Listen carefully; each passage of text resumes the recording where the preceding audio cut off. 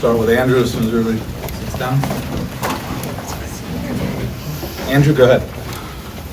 You called timeout somewhat late in the first half. Yeah. Really lit into the guys. It's about as animated as I've seen you. And Seth even kind of made a little bit of a joke about how you were so animated you were sweating and had to dry yourself off during the timeout. What led to all that animation and fire?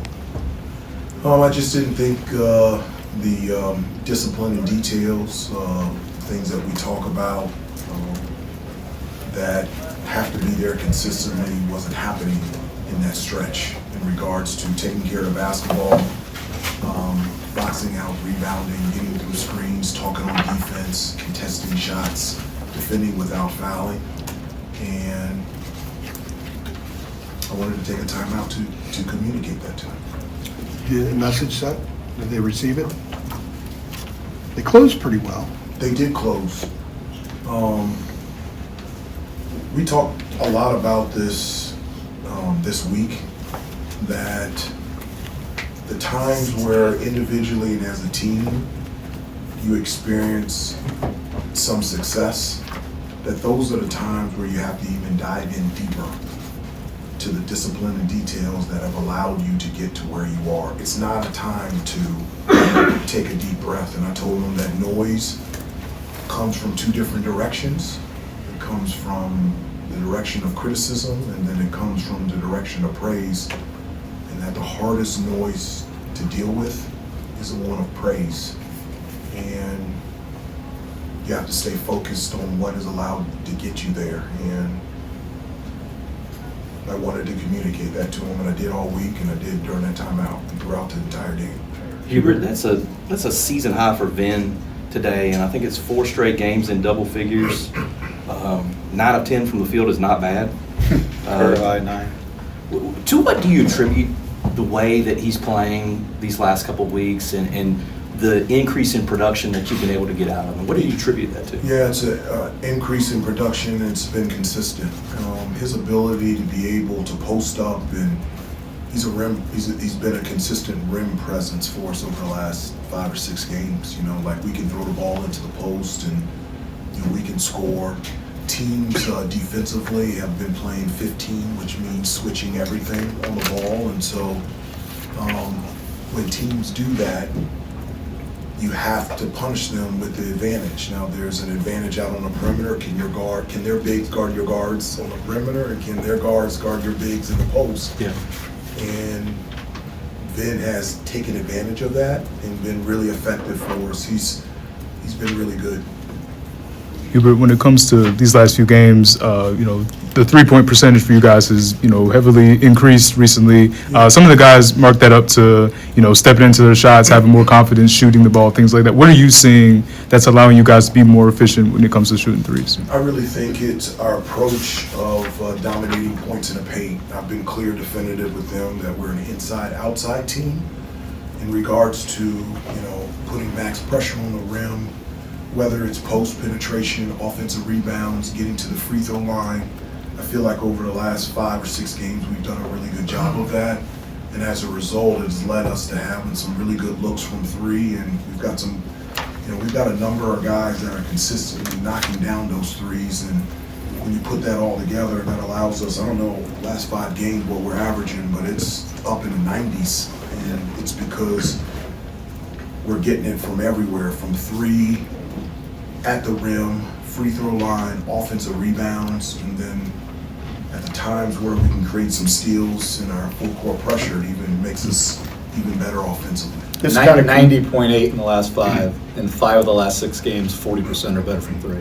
This kind of combines the last 2 questions, but is there a correlation between shots going down and the spacing that creates that has allowed Vin to have a little bit more space inside to work? I would contribute a little bit of that. I do. When you talk about spacing, you can space guys in all 4 corners. If they can't shoot, they're still going to be in the lane. And so, yes, having guys consistently being able to knock down does help with spacing, and it does give space for guys like Vin to be able to operate down low without so many bodies around, and he's been able to take advantage of that. Hubert, you have to like your offensive balance too, I would think. I do. Like if you get like 6 guys in double figures. I like mean, that. That makes you tougher to defend for opposing teams coming in because you got so many guys who can step up and give you that kind of production. I do, and I think that's been a difference in us. Lately, we consistently had, 3 or 4 guys that are in double figures, and now today 6. I think the last game we had 5 or 6. We had 6. 2 straight games. And so that's, we're sharing the basketball, and you're having more guys consistently stepping up and playing well at the same time. And I think that's something that we consistently didn't have maybe earlier in the season, but we are right now. Hubert, both Jay Wood and Ben said that they found this starting lineup that seems to be working so well. They said they found some real comfort in their roles. Just to go back to I don't know, it probably feels like a million years ago, but when you were getting all these lineup combinations to get to this point, is this kind of what you were hoping to eventually get to? I do like this starting lineup. I like the rotations right now. I think it fits.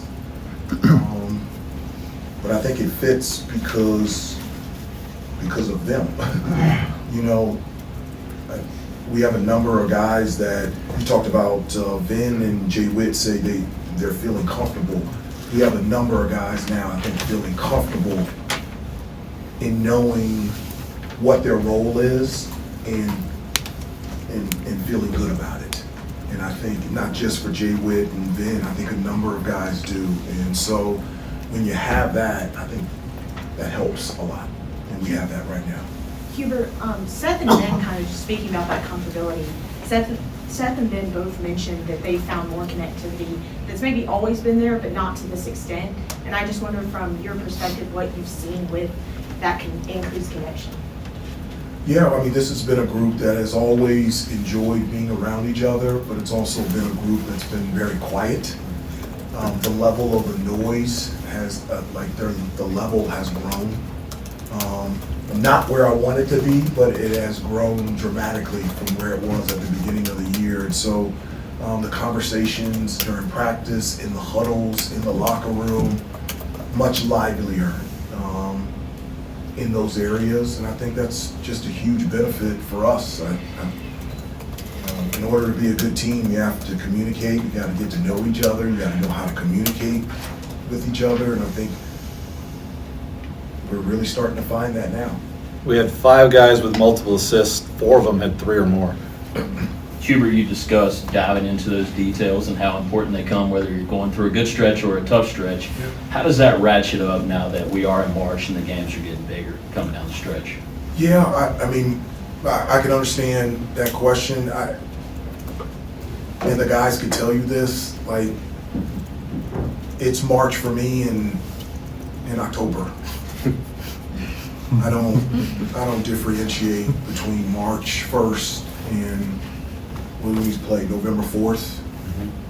I don't care if it's a shoot around, a pickup game, playing knockout, playing in the Final Four. I think you need to bring that edge all the time.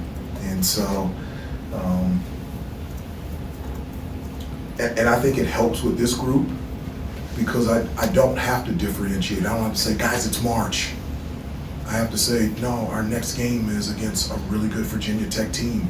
And what is required is for them to get our full preparation in regards to putting ourselves in a position to play our best. And so that's a message that I said at the beginning of the year against Elon that I'll say in our preparation heading up to go against Virginia Tech. Take a couple more if there are. Along those lines, how do you feel about this team heading into the final week of the regular season and the way that you guys are playing? I do. I feel good. The thing that I feel best about is this team staying connected and staying together. There have been bumps in the road, and I always tell them that when bumps come, the only thing that you have control over is how you react and how you respond.